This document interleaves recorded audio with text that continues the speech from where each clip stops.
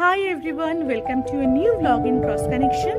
আমরা ফ্যামিলির 4 জন মিলে চলে এসেছি একটা ছোট্ট ট্রিপে মুর্শিদাবাদ এবং মালদা। এই সিজনটা মোটামুটি ভালোই এই ট্রিপটার জন্য।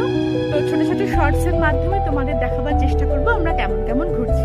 ঠিক আছে, আশা করি সবার ভালো লাগবে। তো সবাই একটু দেখো, আর পারলে লাইক, শেয়ার, সাবস্ক্রাইব করে দিও।